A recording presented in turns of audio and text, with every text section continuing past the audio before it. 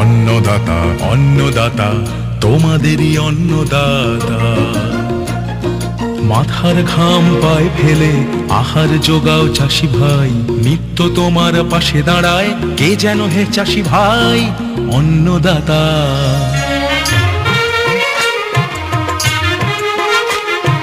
নবপ্রথায় চাষ করিয়া নতুন বীজের খোঁজা নিয়া অধিক ফসল ঘরে তুলতে সূচনাকে দেয় অন্নদাতা। শস্য রক্ষা পশুপালনে বিজ্ঞানেরই অনুসরণে উন্নতির শিখরে তোমায় এগিয়ে কে দেয় অন্নদাতা। বঙ্গ কৃষক ভারত মাতার মুকুটমণি হবে, সেই লক্ষ্যে পৌঁছে দিতে সহায় কে বা হবে অন্নদাতা। অন্নদাতা অন্নদাতা তোমাদেরই অন্নদাতা। রোজ সকালের মতো আজও উপস্থিত হয়েছি উন্নত কৃষি প্রযুক্তির বার্তা নিয়ে। সকলকে স্বাগত জানিয়ে শুরু করছি আজকের অন্নদাতা। শুরুতেই দেখুন আজকের হেডলাইন্স। লাভজনক পটল চাষ।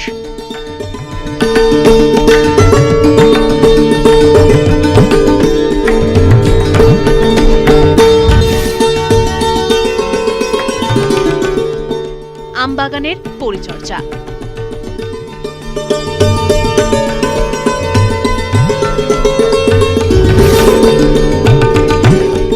মিঠা জলে দেশি চুনো মাছ চাষ।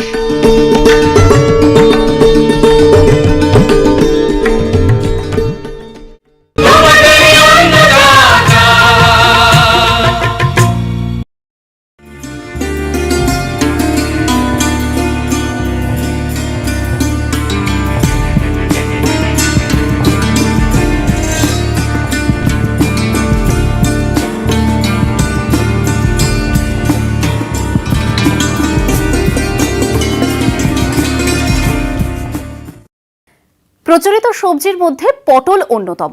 উত্তর 24 পরগনা জেলার বনগাঁ ব্লকের কৃষক রঞ্জিত দাস, তিনি দীর্ঘদিন ধরে সাধারণ পদ্ধতিতে পটল চাষ করতেন। এবছর বনগাঁ ব্লক কৃষি দপ্তরের সহযোগিতায় আত্মা প্রকল্পে পলিথিন মালচিং পদ্ধতিতে পটল চাষ করছেন। এই পদ্ধতিতে চাষ করে কেমন উপকৃত তা তিনি জানালেন। আমি মূলত আগে পলি মালচিংটা বুঝতাম না এবং জানতাম না। সাধারণভাবে চাষ করতাম, যেভাবে আমরা বেড তৈরি করে এবং মাচা দিয়ে পটল চাষ করি এবং সুতো দিয়ে যেভাবে আমরা বেড লাইন অন্তর লাইন নির্ভর করি সেভাবে করতাম।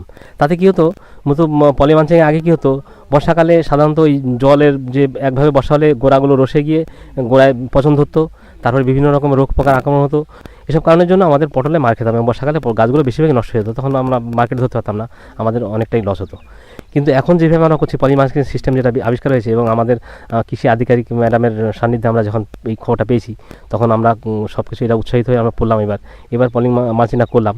তাতে কী হচ্ছে, আমাদের লাভটা কী হচ্ছে, মাঝখানে যে আমরা পলি মালচিং ব্যবহার করার ফলে ঘাস আগাছা কিছুই হচ্ছে না। আগাছারা পলি মালচিংয়ের ফলে ওখানে কোনো আগাছা জন্মাতে পারছে না, আর গোড়াগুলো স্যাঁতসেঁতে হচ্ছে না এবং কোনো রোগ পোকা সহজে লাগছে না, পোকার আক্রমণও কম হচ্ছে এবং বিশেষ করে গোড়া পচন ধরনের যে সমস্ত ধসা পচা এগুলো হচ্ছে না। এবং আমি দেখছি অন্য পটলের চেয়ে আমাদের আশেপাশে যে চাষিরা যারা সাধারণভাবে করেছে তার চেয়ে আমার পটলটা বেশ ভালো হয়েছে এবং জমেছে ভালো এবং ধরনটাও খুব ভালো। আশা করা যাচ্ছে ওইসব পটল আমরা বিগত যদি আমরা সমস্যা খরচা বাদ দিয়ে যদি আমাদের বছরে সাধারণ পটলে যদি লাভ হতো হয়তো 20,000 টাকা, এতে অন্তত 50 থেকে 60,000 টাকা লাভ হবে, এটা আমরা আশা করছি। আমরা প্রথমে মাটিটাকে 4 থেকে 5খানা চাষ দিই রোডারে।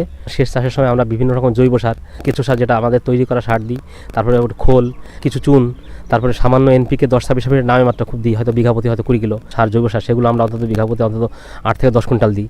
তারপরে ধরেন খোল দিই ধরেন প্রায় 50 থেকে 60 কিলো বিঘাতে। এভাবে দিয়ে আমরা মাটিটা খুব সুন্দরভাবে তৈরি করি এবং ধসা পচার জন্য আমরা একটু ফাঙ্গিসাইড সেটা একটু চাষে দিয়ে দিই, দিয়ে আমরা মাটিটা তৈরি করে নিই। নিয়ে আমরা বর্ষাকালে নির্দিষ্ট ঠোঙা আছে, ঠোঙার মধ্যে আমরা পাউসের মধ্যে আমরা চারাটা তৈরি করি। তাতে কী হয়, চারাটা অল্প দিন হয়ে যায় এবং সেই পাউস থেকে তৈরি করে যখন চারাটা আমাদের প্রায় 1 ফুটের কাছাকাছি যখন 8 ইঞ্চি থেকে 1 ফুটের মধ্যে হয়ে যায়, তখন আমরা চারাটা নিয়ে ওই যে পলি মালচিং রেডি করলাম, পলি মালচিংয়ের মধ্যে আমরা 3.5 থেকে 4 হাত অন্তর আমরা এরকম গোল করে গর্ত, মানে একটা চারার মাপে আমরা গোল করে রাউন্ড করে একটা গ্লাস বা বাটির মাপে আমরা ব্লেড দিয়ে কেটে ওই জায়গাটায় আমরা চারাগুলো পরপর বসালাম। বসানোর পরে যখন আমরা দেখলাম বর্ষা হচ্ছে, তখন কিন্তু ওই গোড়াগুলো স্যাঁতসেঁতে হচ্ছে না এবং গোড়াগুলো স্যাঁতসেঁতে না হওয়ার ফলে আমরা চারা খুব দ্রুত আমাদের গাছের মধ্যে গ্রোথ হয়ে উপরে উঠে যাচ্ছে। উপরে ওঠার পরে আমরা আস্তে আস্তে সুতো উপরে মাচা করে আমরা প্যান্ডেল বাঁশের খুঁটি দিয়ে করে দিলাম। অন্য সাধারণ পট হচ্ছে দ্রুত আমাদের গতিতে আমরা মাচাটা আমাদের ঘিরে গেল, এবং ঘিরে গেলে আমাদের ধরনটাও খুব তাড়াতাড়ি চলে আসলো। এবং এতে কিন্তু আমরা বুঝি আগাছা খুব কম হয়, কারণ পলিমালচিং ঢাকা থাকে। তো পলিমালচিংয়ের কাগজটা আমরা দুটো কালার, একটা উপরটা এই রূপালী কালার সাদাটে, আর নিচেরটা কালোটা নিচে দিতে হবে। তাতে এই রূপালী কালারের জন্য আমাদের গরম হবে এবং মাটিটাও বেশ সুন্দর থাকবে। ধরেন আমাদের বিঘা প্রতি 1 বিঘে পলিমালচিং আমাদের 3000 টাকা 32,000 খরচ হয় 1 বিঘাতে, তাতে আমাদের সেচের খরচটা কম হবে। তারপরে আমার ধরেন রোগ পোকা কম লাগছে, এসব কারণের জন্য পলিমালচিং আমরা খুব ভালো মনে করছি। পলিমালচিংটা আমার যে অন্য ফসলও আমি করবো, এটা পলিমালচিংটা 2 বছর হামেশাই হবে। কোনো ক্ষেত্রে আমরা 3 বছর রাখি, কিন্তু 2 বছর আমরা ভালোভাবে আশা করতে পারি, 2 বছর থাকবেই। 2 বছর আমার প্রথম বছর হয়তো খরচটা সামান্য একটু বেশি হবে, কিন্তু পরের বছর শুধু একটু পরিচর্যা খরচ, তার বাদে একটু এক্সট্রা খরচ নেই। কারণ এই সমস্ত আমাদের মাচা দেওয়া খরচ বা এই পলিমালচিংয়ের যে বেডগুলো তৈরি করা খরচ, এইসব খরচটার পর হচ্ছে না। এবার সরকার আমাদের বিনা পয়সায় দিয়েছে, আমাদের যে 30 থেকে 3200 টাকা লাগতো, এটা আমাদের লাগেনি এবছরে, যার জন্য আমরা একটু উৎসাহ পেয়েছি এবং সরকারও আমাদের সহায়তা করেছে। আর পটলের জন্য ওই যখন আমি সাথে পটলের ওষুধ দেবো, তখন একবারে পটলে একটু তেল দেবো, তবে তো তেল খুব একটা লাগে না, একটু শীতের ভাব পড়ে গেলে তেলটা খুবই কম লাগে। টোটাল বছরে ধরেন আমার সমস্ত মিলে খরচা আমি হিসেব করে দেখলাম, আমার 1 বিঘা জমিতে 20 থেকে 25,000 টাকা খরচ হবে, 70 থেকে 80,000 টাকা আমি বিক্রি করতে পারবো। তাতে আমার দেখা গেলো খরচা বাদ দিয়ে 40 থেকে 45 থেকে 50, এরকম 40 থেকে 50,000 টাকা লাভ হবে বছরে 40 থেকে 50,000 টাকা লাভ হয়। এখন একটু বিরতির পর থাকছে। বিরতির পর ফিরে এলাম। অনুষ্ঠান মুকুল এসে গেছে। গাছে মুকুলের পরে বিশেষ কিছু পরিচর্যা করতে হয়। এই পরিচর্যাগুলো সময় মতো সঠিক পদ্ধতিতে করলে গাছে ভালো ফল আসে। আমের রোগ ও পোকার সুসংহত নিয়ন্ত্রণ সম্পর্কে জানালেন মালদা জেলা উদ্যান পালন দপ্তরের সহ অধিকর্তা বাবাই দাস। বর্তমানে মালদা জেলার আমবাগানগুলিতে মুকুল আসতে শুরু করেছে। যেসব বাগানগুলোতে মুকুল এসে তার মধ্যে লক্ষণভোগ, ল্যাংড়া, হিমসাগর এবং অন্যান্য কিছু প্রজাতির মধ্যে যেমন আশ্বিনা, এসব গাছগুলোতে মুকুল আসা শুরু হয়েছে। এবার শীত দীর্ঘায়িত হওয়ার জন্য মুকুল দেরিতে আসা শুরু করেছে, কিন্তু আমরা আশা রাখছি কোনো রকম প্রাকৃতিক বিপর্যয় না ঘটলে বাম্পার ফলন হবে। আশা আছে যে এবার ফলন মোটামুটি 3.5 লক্ষ মেট্রিক টন ছাড়িয়ে যাবে। প্রায় 50% বাগানে মুকুল এসেছে, আরও ধীরে ধীরে চলে আসবে। এখন আমের মুকুল ফোটেনি, জাস্ট মুকুল এসেছে। তো এই অবস্থায় কিছু কিছু রোগ এবং পোকার প্রাদুর্ভাব দেখা যায়। পোকার মধ্যে বলতে গেলে যেসব আম বাগান যথেষ্ট পুরনো, যারা ডাল ছাঁটাই করেন না, অথবা অনেক নতুন বাগানেও কিছু বাদামি শোষক পোকা, আমরা যাকে বলি ম্যাঙ্গো হপার, এই হপার পোকার আক্রমণ দেখা যায়। এই পোকাগুলো কিন্তু যেটা দীর্ঘমেয়াদী ভিত্তিতে ক্ষতি করে। এরা যখন আমের মুকুল ফোটা শুরু করে, সে অবস্থায় এরা সেই মুকুল থেকে রস চুষে খায়। এই পোকাগুলো রস চুষে খাওয়ার জন্য যা ফলন আশা করে থাকেন তার থেকে অনেক ফলন কমে যায়।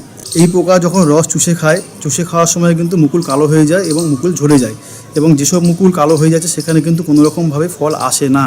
এই মুহূর্তে মুকুল ফোটার আগেই যে কোনো ধরনের অন্তর্বাহী কীটনাশক ইমিডাক্লোরোপিড 1 ট্যাঙ্কিতে 15 লিটার ট্যাঙ্কিতে 4 ml, অথবা অ্যাসিফেট 1 ট্যাঙ্কিতে 4 গ্রাম, অথবা ফিপ্রোনিল 1 ট্যাঙ্কিতে 40 থেকে 45 ml, এই হারে আপনারা এই অবস্থাতেই প্রয়োগ করুন। পোকা আকারে অনেক ছোট হলেও এরা মূলত আমের মুকুল থেকে রস চুষে খাওয়ার সময় যথেষ্ট পরিমাণ রস চুষে খায়। দেখা গেছে একটি পোকার যা ওজন তার চেয়ে প্রায় 20 গুণ এরা রস চুষে খায়, এবং অতিরিক্ত রস এদের মলদ্বার থেকে নির্গত করে। সেটি অনেকটা মধুর মতো আঠালো চটচটে হয়। আঠালো যে পদার্থ বা মধু, সেটা পাতার মধ্যে পড়ে থাকে, এবং সেই পাতার উপরেই সেকেন্ডারি ইনফেকশন হিসেবে কিছু ছত্রাক জন্মায়। ফলে কিন্তু আমের পাতা কালো হয়ে যায়। পাতা কালো হয়ে গেলে কিন্তু 2 রকম ক্ষতি হয়। পাতা গাছের রান্নাঘর, এখন গাছে যে পরিমাণ খাবার তৈরি হওয়ার কথা সেই পরিমাণ খাবার তৈরি হয় না। সেক্ষেত্রে কিন্তু স্বাভাবিকভাবেই অনেকটা গাছের বৃদ্ধি ব্যাহত হয় এবং ফলন মার খায়। আরও একটি ক্ষতি হচ্ছে, যেগুলো লেট ভ্যারাইটির আম রয়েছে, ফজলি বা আশ্বিনা বা আলাজন্মা, এই আমগুলোতে কি দেখা যায়, পরবর্তীকালে যখন আম বড় হয়, এই পাতার যে কালো দাগ, যখন অত্যাধিক গরমের সময় হালকা বৃষ্টি হয়ে গেলে সেই পাতার কালো দাগ জলে ধুয়ে কিন্তু আমের গা বরাবর চুইয়ে পড়ে। ঠিক আমের ঘাড় বরাবর দাগের সৃষ্টি হয়। এটাকে আমরা বলি টিয়ার লাইক সিমটম। এর ফলে কিন্তু আমাদের লেট যে ভ্যারাইটিগুলো রয়েছে সে আমগুলোর কিন্তু একটা বাহ্যিক রূপ খারাপ হয়ে যায়। স্বাভাবিকভাবে কৃষকরা কিন্তু সেভাবে বাজার দর পায় না। আগেই সতর্কতামূলক ব্যবস্থা হিসেবে ইমিডাক্লোরোপিড জাতীয় ওষুধ প্রয়োগ করেছেন। তো যারা করেননি, এখনও আমের মুকুল ফোটেনি, এই অবস্থায় কিন্তু আপনারা এখনও প্রয়োগ করতে পারেন। এই বৃষ্টি যা হলো ভালোই হবে। এর ফলে বাগানের যেসব শোষক পোকা রয়েছিল, এর পাশাপাশি ক্ষতিকারক ছত্রাক বা জীবাণু যা রয়েছিল, এসব ধুয়ে পরিষ্কার হয়ে যাবে। বৃষ্টি হয়েছে, কিন্তু মেঘাচ্ছন্ন আবহাওয়া না থাকার জন্য কিন্তু কোনো রকম অন্য ধরনের ছত্রাক, যাতে পাউডারি মিল্ডিউ বা অ্যানথ্রাকনোজ জাতীয় রোগের সম্ভাবনা অনেকটাই কম হবে। আরও একটি রোগের ব্যাপার যেটি অবশ্যই বলা প্রয়োজন, সেটি হচ্ছে অ্যানথ্রাকনোস। এই রোগটি কিন্তু মালদা জেলার আমের যথেষ্ট সুনাম নষ্ট করছে। তো এটি একদম শেষ পর্যায়ে গিয়ে লক্ষ্য করা যায়। তো এইটি আটকাতে গেলে কিন্তু প্রারম্ভিক পর্যায়ে অর্থাৎ এই অবস্থাতেই কিন্তু সতর্কতামূলক ব্যবস্থা নেওয়া প্রয়োজন।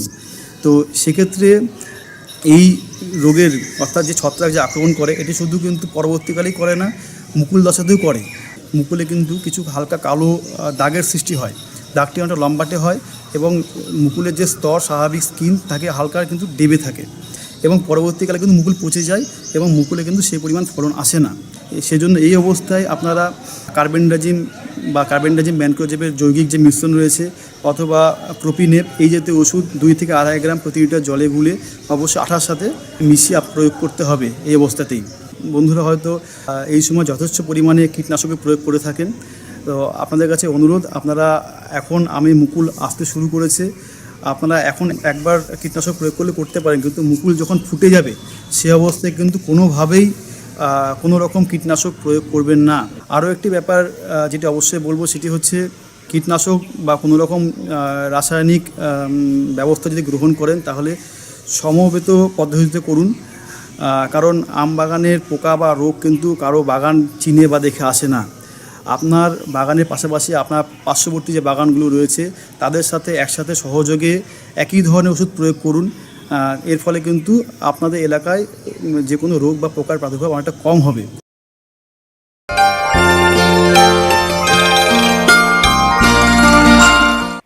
এবারে দেখুন অন্নদাতা হেল্পলাইন। দর্শকেরা আমাদের কাছে বিভিন্নভাবে যে প্রশ্ন করে থাকেন তার উত্তর নিয়েই সাজানো হলো অন্নদাতা হেল্পলাইন।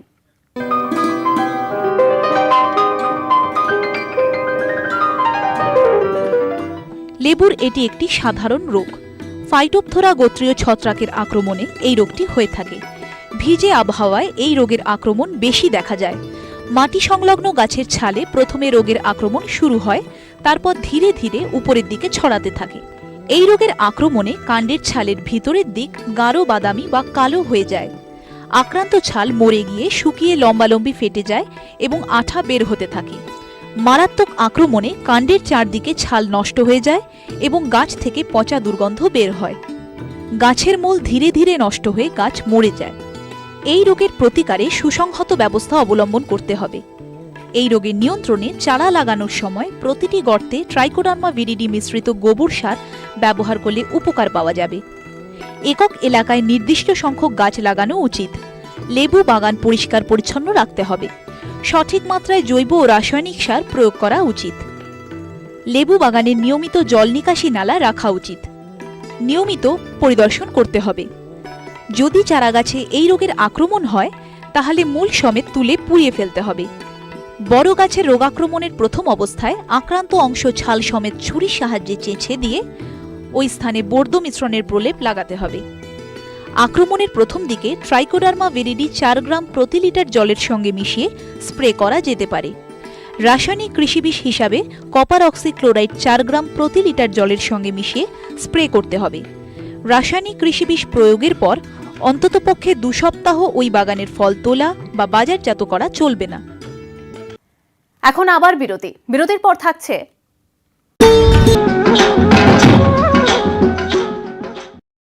আবার ফিরে এলাম অনুষ্ঠানে।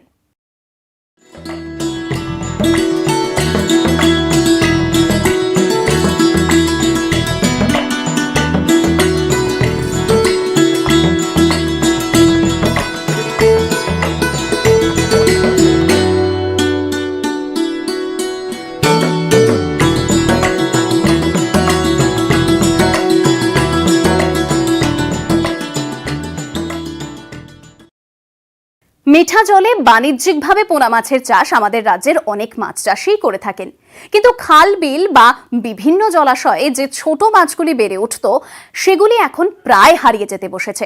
মৎস্য বিজ্ঞানীরা প্রচেষ্টা চালাচ্ছেন কি করে আবার এই সব দেশি চুনো মাছ বাঙালির পাতে তুলে দেওয়া যায়। মিঠা জলে দেশি চুনো মাছ ও পুকুরের ঋতুভিত্তিক বিভিন্ন পরিচর্যার বিষয়ে একজন চাষির কি করণীয় সে বিষয়ে জানালেন নদিয়া জেলার অবস্থিত মিঠাজল মৎস্য গবেষণা কেন্দ্রের সহ মৎস্য অধিকর্তা শ্যামল কুমার ঘোষ।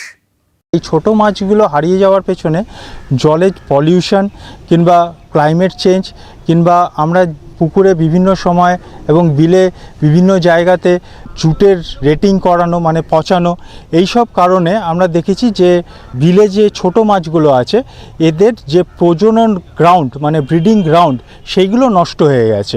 তো এই কারণে বিলে এখন ছোট মাছ বেশি পাওয়া যায় না। প্রত্যেকটা বিলে সেখানে ছোট ছোট পেন করে 100টা ট্যাংরা কিংবা 100টা মোরলা এরকমভাবে স্টক করে পরে দেখেছি যে কি পরিমাণে মাছ আমরা নেটিংয়ের সময় পেয়েছি। অর্থাৎ আমরা খয়রা মাছের ক্ষেত্রে যেটা করেছিলাম সেটা হচ্ছে মথুরা বিলে একটি পেনে আমরা কচুরিপানা রেখেছিলাম আর অন্য একটা পেনে কচুরিপানা বাদ দিয়ে কীরকম ব্রিডিং হচ্ছে সেটা স্টাডি করেছি। আবার পুঁটির ক্ষেত্রে আমরা দেখেছি যে পুঁটি যেখানে ওয়াটার ফ্লাশ বেশি হচ্ছে অর্থাৎ যেখানে ক্যাচমেন্ট এরিয়া বেশি সেখানে ভালো ব্রিড করছে। এইভাবে আমরা বিভিন্ন ধরনের হ্যাবিট্যাট মডিফিকেশন করে ছোট মাছগুলো তাদের প্রজনন আমরা স্টাডি করেছি। যেটা দেখেছি কি যে ছোট মাছ খয়রা কিংবা পুঁটি মোরলা এইসব মাছগুলো পুকুরেও ব্রিড করানো সম্ভব। খয়রা মাছের ক্যাপটিভ ব্রিডিং করিয়েছি। ব্রিডিং বিভিন্ন পদ্ধতিতে করানো যায়। একটা হচ্ছে ইনডিউস ব্রিডিং, যেখানে আমরা ইঞ্জেকশন দিয়ে ব্রিডিং করানো হয়। আর ক্যাপটিভ ব্রিডিংয়ের কনসেপ্টটা হচ্ছে হ্যাবিট্যাট মডিফিকেশন করে ব্রিডিং করানো। পুজোর আগে স্টক করেছিলাম এবং এইখানে 500 পিসের কাছাকাছি খয়রা মাছ স্টক করা হয়েছিল। এইখানে ট্যাঙ্কের সাইজটা 8 কাটার থেকে 10 কাটার মতন সাইজ হবে ট্যাঙ্কের সাইজ। সেখানে আমরা দেখেছি যে খয়রা দুবার ব্রিডিং করে এবং এই ব্রিডিংটাকে আমরা বলি ব্যাচ ব্রিডিং। একটা ব্রিডিং করেছে সেটা হচ্ছে গিয়ে বর্ষার সময়, আর দ্বিতীয় যে ব্রিডিংটা করেছে সেটা হচ্ছে গিয়ে পুজোর সময়। এখানে দুবার ব্রিডিং করেছে খয়রা এবং সেখানে আমরা নেটিং করে যেটা ফিগারটা পেয়েছি সেটা হচ্ছে প্রথম ব্রিডিংয়ে প্রায় 800-র কাছাকাছি খয়রা মাছ পেয়েছিলাম এবং দ্বিতীয় যে ব্রিডিং করেছে সেখানেও আমরা 800 থেকে 1000-এর কাছাকাছি খয়রা মাছ পেয়েছিলাম। 1 কেজি খয়রা মাছের দাম বাজারে 300 থেকে 350 টাকা। তো সেক্ষেত্রে একটি 10 কাটা পুকুর থেকে আমরা যদি 800 পিস খয়রা মাছ পাই তাহলে একটা 10 কাটা পুকুর থেকে প্রায় 30 থেকে 40 হাজার টাকা রোজগার করতে পারবে। আপনি আইএমসি যখন ছাড়বেন 3:4:3 যে রেশিওতে ছাড়া হয় সেই রেশিওতে ছাড়বেন, তাতে আপনার আইএমসির যে প্রোডাকশান তার কোনো ক্ষতি হবে না। আমরা বাইরের থেকে যে খাবারটা দিচ্ছি সেটা হচ্ছে দানাদার খাবার। সেই দানাদার খাবার আমরা আইএমসির ক্ষেত্রে প্রথমে 2 mm খাবার ব্যবহার করি। যখন মাছটা বড় হতে শুরু করে তখন আমরা খাবারের সাইজটা একটু বাড়িয়ে দিই, সেটা আমরা 4 mm পর্যন্ত ব্যবহার করতে পারি।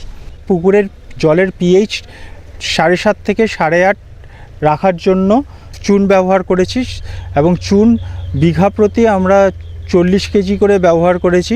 পরবর্তী প্রত্যেক মাসে 10 থেকে 15 কেজি করে চুন আমরা বিঘা প্রতি ব্যবহার করেছি।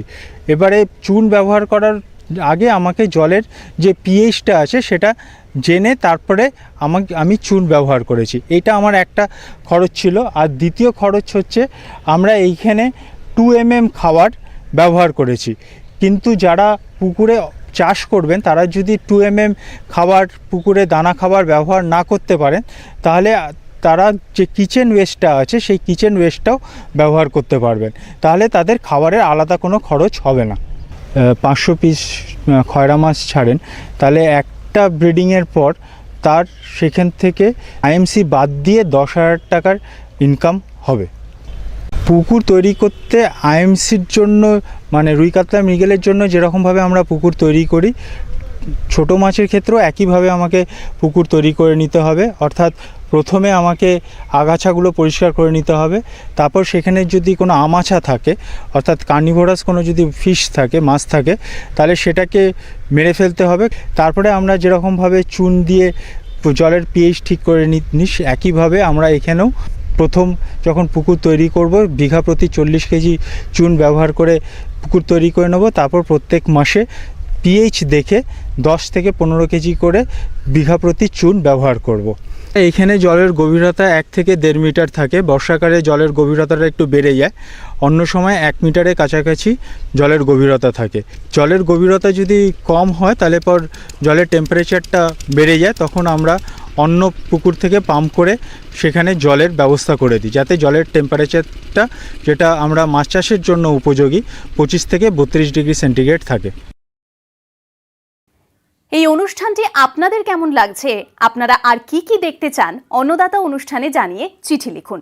আমাদের ঠিকানা Annadata, news 18 Bangla, Godrej water side, tower 1, Salt Lake, sector 5, Kolkata 91। অনুষ্ঠানটি আজকের মতো এখানেই শেষ করছি। আবার দেখা হবে কাল সকালে। নমস্কার।